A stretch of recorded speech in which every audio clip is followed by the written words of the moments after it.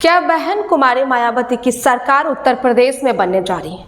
क्या ब्राह्मण समाज इस बार बसपा की सरकार मिलकर बनाने जा रही है? क्या बहन मायावती इस चुनाव में बिना भाजपा सपा के सहयोग से अपने दम पर सरकार बनाने जा रही है? ऐसा हम क्यों कह रहे हैं? आपके मन में एक सवाल उठ रहा होगा, तो चलिए आपको विस्तार से बताते हैं पूरा खबर क्या है। उससे पहले नमस्कार, आप पब्लिक हल्ट देख रहे हैं और मैं हूं आपके साथ नंदनी।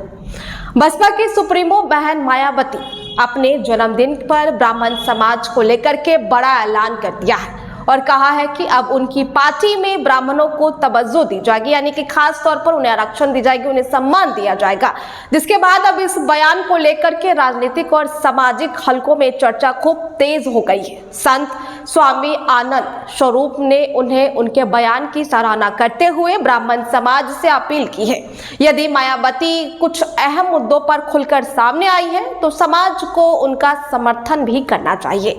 इसके अलावा बहन मायावती ने अपने जन्मदिन पर सपा बीजेपी पर जमकर निशाना साधा। उन्होंने कांग्रेस की भी आलोचना की और कहा कि बसपा यूपी में विधानसभा चुनाव अकेले लड़ेगी।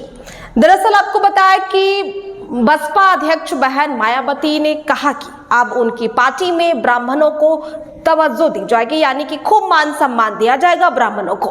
पार्टी में ब्राह्मणों का सम्मान होगा और जब यूपी में बीएसपी की सरकार बनेगी तो ब्राह्मणों का खूब ख्याल भी रखा जाएगा। खास तौर पर ब्राह्मण समाज को लेकर दिए गए बयान, उनके व्यक्तित्व पर धार्मिक और सामाजिक हलकों में प्रतिक्रिया सामने आ रही है और इसी कड़ी में संत और सामाजिक विचारक यानी कि स्वामी आनंद स्वरूप का बयान भी खूब चर्चा में है, जिसमें उन्होंने मायावती के रुख की सराहना की है और कहा है कि ब्राह्मण समाज में उन्हें समर्थन देना चाहिए क्योंकि वो ब्राह्मणों के लिए आगे बढ़ चढ़कर बोल रही है। स्वामी आनंद स्वरूप ने कहा कि मौजूदा राजनीति परिदृश्य में मायावती उन चुने हुए राजनेताओं में से है जहां पर खुलकर समाज के बारे में बातें करती नजर आई, वो भी ब्राह्मणों के बारे में, तो इसलिए उनका समर्थन करना चाहिए। उन्होंने इसे सकारात्मक पहल भी बताया है और कहा है कि आज के दौर में जब ज्यादातर राजनीतिक दल वोट बैंक के लिए राजनीति में उलझे हुए होते हैं और ऐसे में किसी नेता ने किसी समाज के मुद्दे को स्पष्ट रूप से बोला और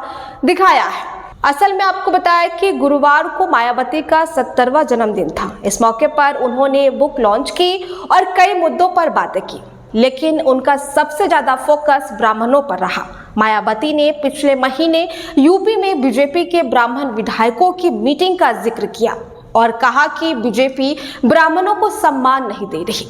कांग्रेस और समाजवादी पार्टी ने भी कभी ब्राह्मणों को उनका हक नहीं दिया, इसलिए ब्राह्मण समाज को अब इस पार्टियों के बहकावे में नहीं आना चाहिए।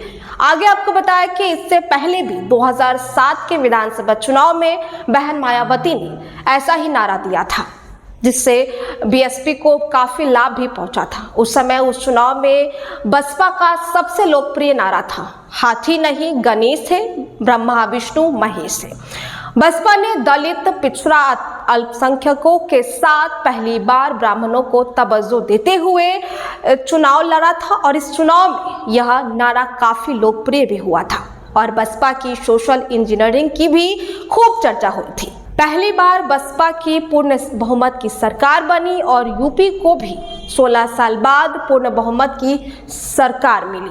दरअसल मायावती ने कहा कि बीएसपी के मूवमेंट को देश में रोकने के लिए कांग्रेस बीजेपी तरह तरह के हथकंडे इस्तेमाल करती रहती है। अभी हाल ही में बीजेपी के ब्राह्मण विधायकों ने मीटिंग और जुर्म ज्यादती पर चिंता व्यक्त की, जो कि स्वाभाविक भी है। हमारी पार्टी ने हमेशा से ब्राह्मणों को उचित सम्मान दिया है। ब्राह्मणों को किसी का चोखा वाटी नहीं चाहिए। ब्राह्मण बीजेपी, सपा और कांग्रेस के बहकावे में ना आए। हमारी सरकार में कभी मंदिर, मस्जिद, चर्च नहीं टूटेगी। आगे आपको बताया कि यूपी में मायावती ने 2007 में एक नया प्रयोग किया और 46 विधानसभा सीट पर ब्राह्मण उम्मीदवार उतार दिए। मायावती ने इसे सोशल इंजीनियरिंग का भी नाम दिया। जहां बसपा के चुनाव चिन्ह हाथी की पहचान दलित से थी, तब बसपा का नारा हो गया था, ब्राह्मण शंख बजाएगा, हाथी बढ़ता जाएगा। 2007 में मायावती की सोशल इंजीनियरिंग काम आई और 41 ब्राह्मण बसपा के टिकट से जीते और मायावती की बहुमत की सरकार बन गई।